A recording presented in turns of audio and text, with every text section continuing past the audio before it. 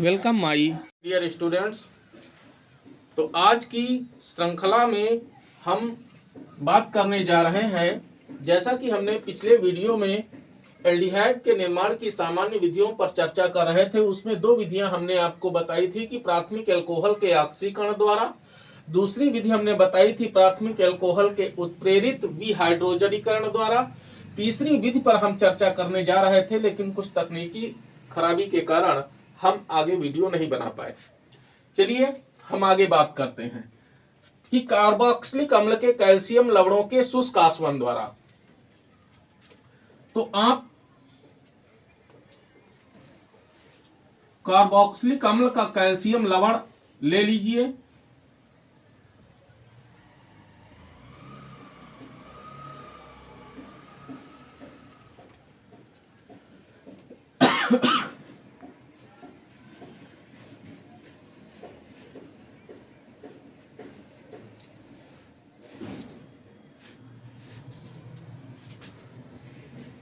इसे calcium formate के साथ में गर्म करना है।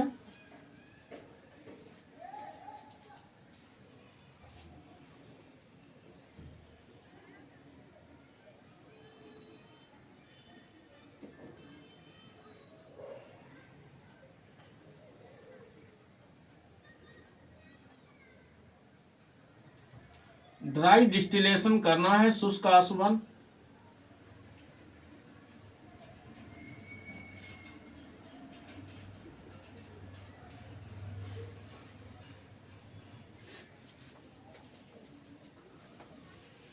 तो क्या होगा भैया, ये इतना भाग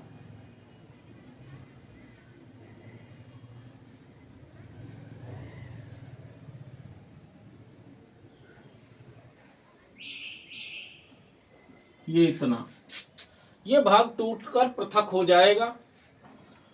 हमें एल्डिहाइड प्राप्त होगा RCHO, ये दूसरा RCHO, तो 2RCHO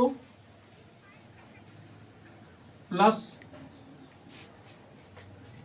ये एक CaCO3 बन जाएगा भाई, ये CO2 और O तो CO3 एक, और ये दूसरा CaCO3, यानी दो कैल्शियम कार्बोनेट बन जाएंगे।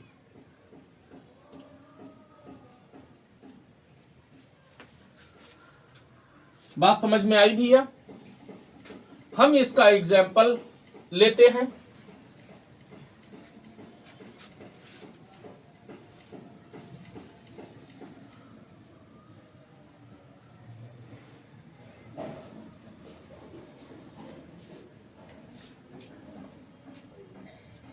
हमने एग्जाम्पल ले लिया इसका, हमने ले लिया कैल्शियम। अगर आप दोनों अणु कैल्शियम फॉर्मेट के लेते हैं तो फॉर्मेल्डिहाइड बन जाएगा। अगर एक कैल्शियम एसीटेट लेते हैं, दूसरा कैल्शियम फॉर्मेट लेते हैं, तो आपको एस्टल्डिहाइड प्राप्त हो जाएगा। तो जैसे मैं अलग अलग लिए ले रहा हूं, CH3 single bond C, double bond O, single bond O, CH3 single bond C, double bond O, single bond O, ये हो गया कैल्शियम एसीटेट। यानी ये जो सूत्र है ये है CH3COO का होल ट्वाइस Ca, ये है भैया, ये है कैल्शियम एसीटेट। दूसरा हमने ले लिया कैल्शियम फॉर्मेट,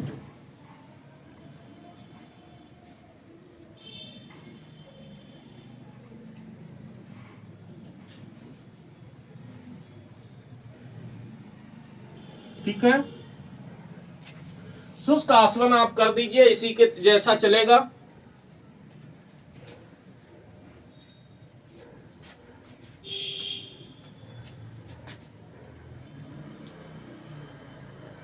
ये इतना भाग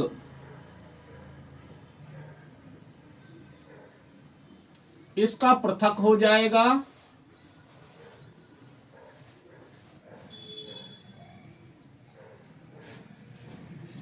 समझ में आई बात भैया? ये बन जाएगा CH3CHO और CH3CHO। दो एसिटल्डिहाइड के अणु हमें प्राप्त हो जाएंगे और दो अणु हमें कैल्शियम कार्बोनेट के प्राप्त हो जाएंगे। तो ये हमको एसिटल्डिहाइड प्राप्त हो गया। ये क्या था? ये था कैल्शियम एसीटेट। ये क्या है? ये है कैल्शियम फॉर्मेट। इसका फार्मूला क्या होगा? HCOO का होल ट्वाइस Ca। ये है कैल्शियम फॉर्मेट। जो भैया ये है वही ये है। बात समझ में आई? शुष्क आसवन कर देना है।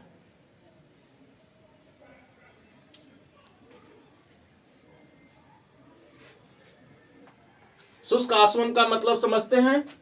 आप इनको समानुपात में मिला लीजिए और मिलाने के बाद में आप इसको गर्म करिए। ये लवण होते हैं ना, तो ठोस अवस्था में होंगे चूरन जैसे।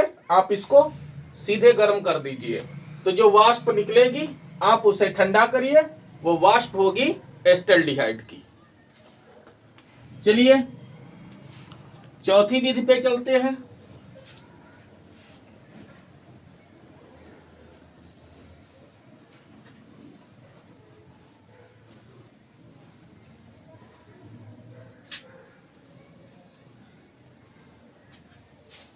चौथी विधि ले लेते हैं। तो चौथी विधि के लिए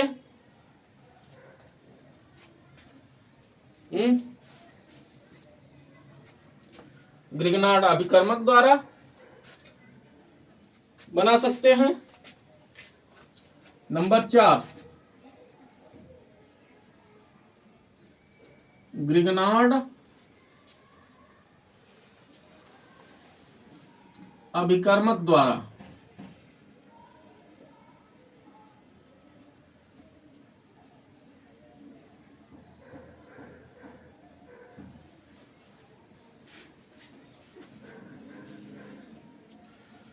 समझ में आई बात भैया?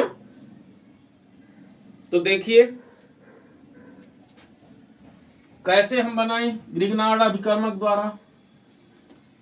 हमें ग्रिग्नार्ड अभिकर्मक को हाइड्रोजन साइनाइड के साथ में अभिकृत कराना है, प्लस RMgX। ये जो RMgX लिखा है यही है ग्रिग्नार्ड अभिकर्मक। समझे भैया? क्या है ये? ग्रिग्नार्ड अभिकर्मक गिव्स। जब ग्रिग्नार्ड अभिकर्मक से इसकी क्रिया कराएंगे तो C और N के बीच का एक जो पाई बांड है वो टूट जाएगा, टूटेगा। कार्बन की एक वैलेंसी खुल जाएगी, एक नाइट्रोजन की खुल जाएगी। कार्बन की वैलेंसी के साथ में ये एल्किल समूह जुड़ जाएगा। H single bond C single bond R और डबल बांड NMgX। ये एक उत्पाद बनेगा। इस उत्पाद का आपको जल अपघटन करना है अम्लीय माध्यम में। ठीक भैया? H2O अम्लीय माध्यम में आपको जल अपघटन करना है। तो जब अम्लीय माध्यम में आप इसका जल अपघटन करेंगे तो एक ऑक्सीजन जो है यहां पर जुड़ जाएगा। ये इतना भाग ये पूरा अलग हो जाएगा। समझे भैया? तो ये क्या बनेगा? H single bond C single bond R double bond O। ये बन जाएगा एल्डिहाइड। 3 हाइड्रोजन इससे जुड़ जाएंगे नाइट्रोजन से, तो अमोनिया बन जाएगी और MgOH।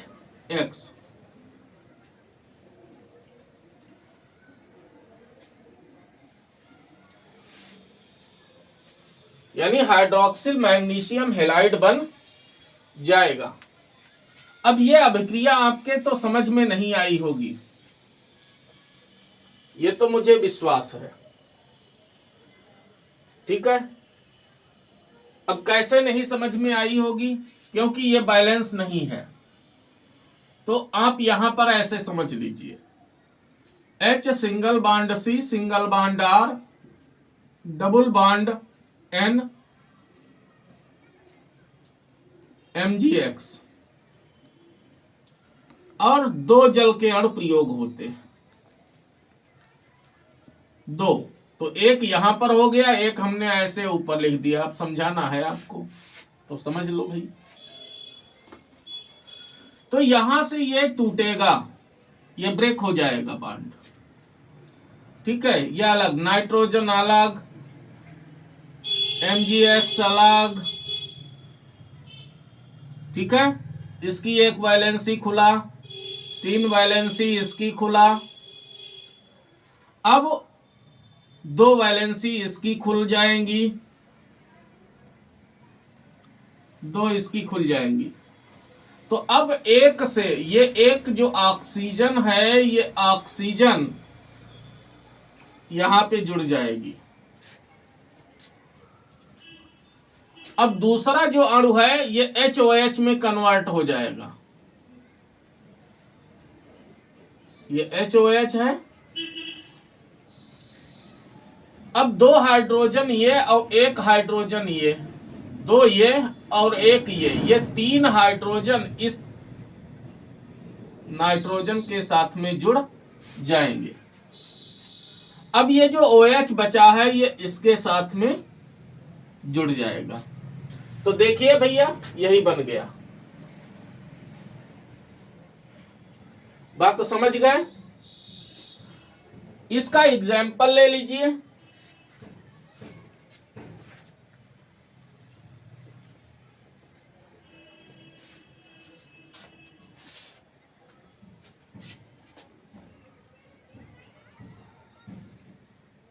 H single bond C triple bond N, यह है हाइड्रोजन साइनाइड या हाइड्रोजन नाइट्राइल भी से बोलते हैं। हमने ले लिया मेथिल मैग्नीशियम ब्रोमाइड,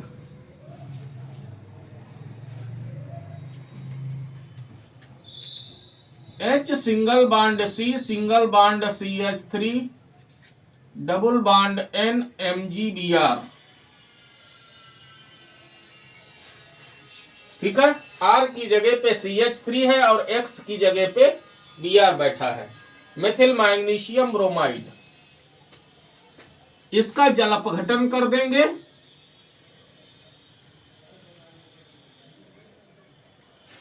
अम्लीय माध्यम में, यानी अम्लीय जल द्वारा। तो हमको एस्टल्डिहाइड प्राप्त हो जाएगा, plus NH3 plus MgOH Br। समझे भैया, हाइड्रोक्सिल मैग्नीशियम ब्रोमाइड। ये देख लीजिए, हाइड्रोक्सो भी कहते हैं, हाइड्रोक्सो मैग्नीशियम ब्रोमाइड भी बोला जाता है इसको। अच्छे से समझ लीजिए भैया। प्रश्न संख्या 5 का घ कहता है फिनाल की निम्नलिखित अभिकर्मकों से अभिक्रिया के रासायनिक समीकरण लिखिए। केवल आपको रासायनिक समीकरण देना है। फिनाल जिंक से क्रिया करेगा तो क्या बनाएगा, आइए देखते हैं।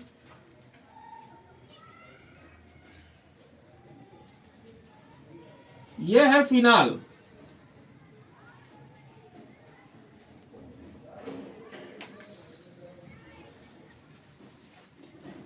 जब जिंक से क्रिया होगी इसकी,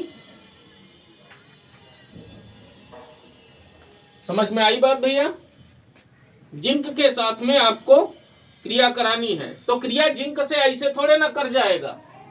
इतना क्रियाशील जिंक होता भी नहीं है कि आसानी से ऐसे फिनाल से क्रिया कर जाए। तो उसके लिए आपको गर्म करना पड़ेगा। जब तुम गर्म करोगे तो इसका जो ऑक्सीजन है यानी ये जो जिंक है इसका ऑक्सीकरण हो जाएगा और ये अपचयित हो जाएगा। तो जब ये अपचयित होगा तो बेंजीन बनेगा, बेंजीन बन जाएगा। ठीक भैया, और ये जिंक ऑक्साइड बन जाएगा, जिंक ऑक्साइड बन जाएगा। तो जब फिनाल जिंक से क्रिया करेगा तो बेंजीन बनाएगा और जिंक ऑक्साइड बना देगा। इतनी बात समझ में आई। तो पहला था जिंक, जिंक से क्रिया करा दी। अगर ना समझ में आई हो ऐसे तो ऐसे समझ लीजिए भैया, यह है C6H5OH। ठीक है, जिंक से क्रिया कराएंगे आप तो ये इसके साथ में जुड़ेगा, जिंक ऑक्साइड बना देगा और ये C6H6 बन जाएगा। ये बन गया बेंजीन, जो कि ये है। ठीक है, आइए दूसरा क्या है। दूसरा है ब्रोमीन जल।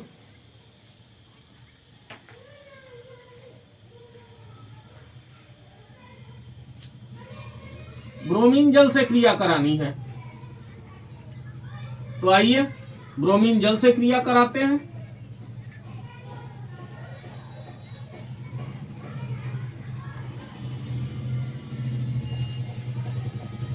यह फिनाल प्लस 3Br2 ब्रोमीन जल से क्रिया कराइए। ये एक्वस, आप चाहें तो यहां पे एक्वस लिख सकते हैं।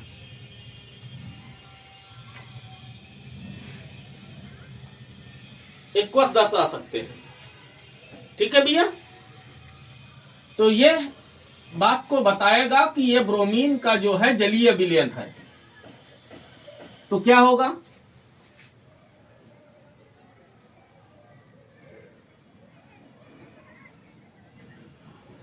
तो तुम भैया जानते हो कि यहां पर यानी हर एक कोने पर CH बैठा हुआ है। ठीक है, तो उस H का विस्थापन होगा। ये यहां पर तो OH रहेगा, तो यहां से हाइड्रोजन हटेगा, ब्रोमीन जुड़ेगा। यहां से हाइड्रोजन हटेगा, ब्रोमीन जुड़ेगा। यहां से हाइड्रोजन हटेगा, ब्रोमीन जुड़ेगा। ठीक है, प्लस 3 हाइड्रोजन और 3 ब्रोमीन। भाई 3 ही तो यहां यूज हुए और हैं 3 दूना 6 ब्रोमीन के परमाणु। तो 3 हाइड्रोजन और 3 ब्रोमीन मिलके हाइड्रोजन ब्रोमाइड बना देंगे। नाम इसका क्या है, तो क्रियात्मक प्रमुख क्रियात्मक समूह है OH। तो यहां से गिनती करोगे 1 2 3 4 5 6, तो क्या हो जाएगा 2, 4, 6, 2, 4, 6 ट्राई ब्रोमो फिनाल।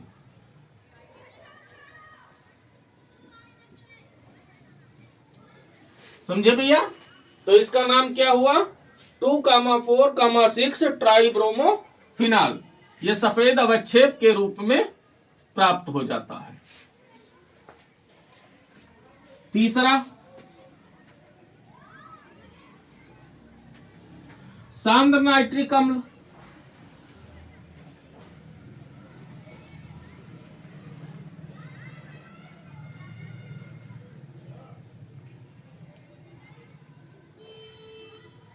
सांद्र नाइट्रिक अम्ल, तो देखिए भैया, तो सांद्र नाइट्रिक अम्ल से जब फिनाल क्रिया करता है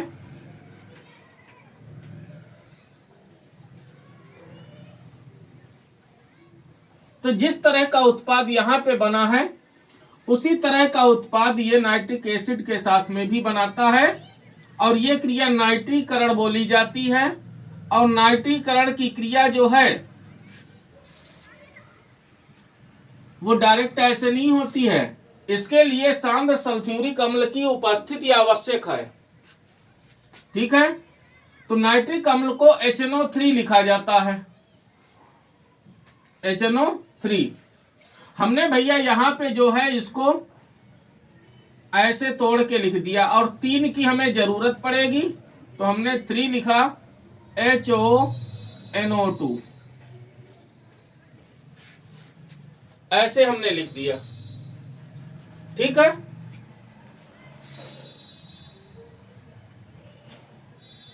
कॉन्संट्रेट H2SO4, ये भी कॉन्संट्रेट होना चाहिए, सांद्र होना चाहिए।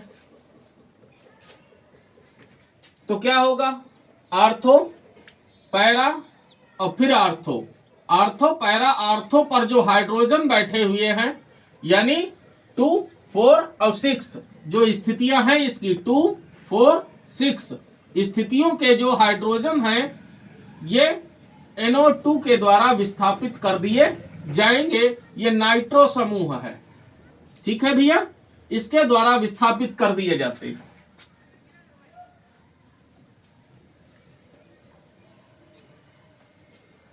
तो विस्थापित कर दीजिए, तो यहां पे NO2 बैठ जाएगा, यहां पे NO2 बैठ जाएगा, और यहां पे NO2 बैठ जाएगा। ठीक है, और 3 जो हाइड्रोजन निकले ये 3 OH के साथ में जुड़कर 3H2O बना देंगे। बात भैया समझ गए?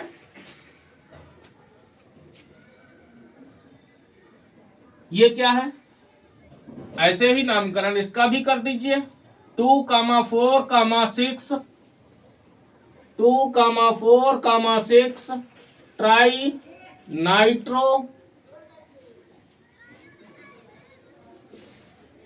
फिनाल।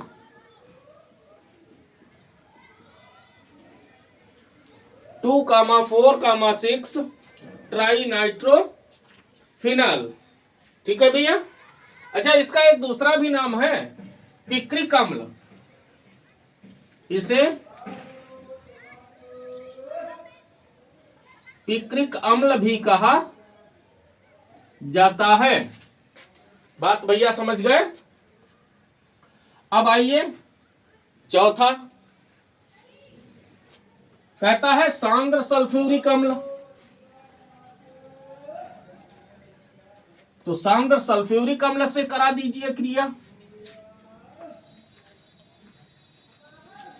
नंबर 4,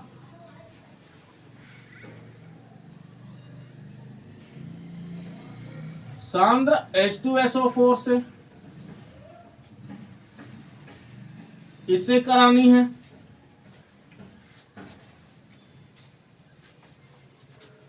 तो ये ले लिया हमने फिनाल,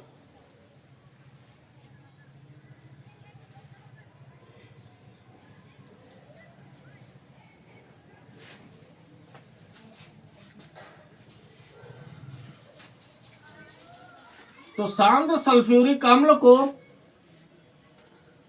हमने H2SO4 को HOSO3H ऐसे हमने लिख दिया। यह है भैया H2SO4, ये हमने समझाने के लिए लिखा है। अगर आपको रिएक्शन अच्छे से आती है तो आप खाली H2SO4 भी लिख सकते हैं, कोई दिक्कत वाली बात नहीं है। अब ये जब क्रिया करता है तो ये 2 प्रकार के उत्पाद बनाता है। समझे भैया? कितने प्रकार के? 2 प्रकार के। और ये 100 डिग्री सेल्सियस पर क्रिया करता है, 100 डिग्री सेल्सियस पर। तो 2 प्रकार के कौन? एक तो आर्थो बनता है और दूसरा पैरा बनता है। 2 प्रकार के उत्पाद प्राप्त होते हैं भैया। कौन कौन से? एक आर्थो और दूसरा पैरा। तो एक आप आर्थो दिखा दीजिए,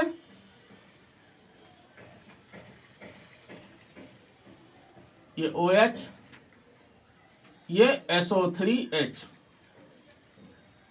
ठीक है, और ये para.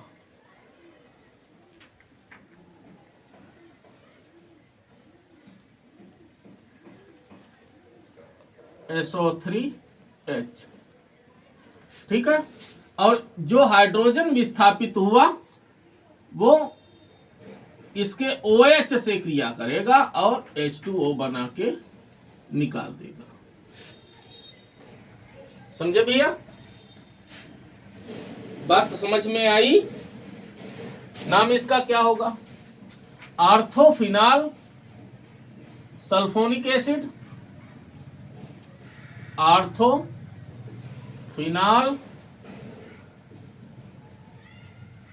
Sulphonic acid,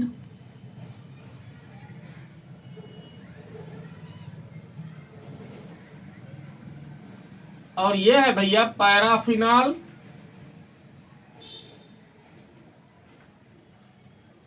sulphonic acid.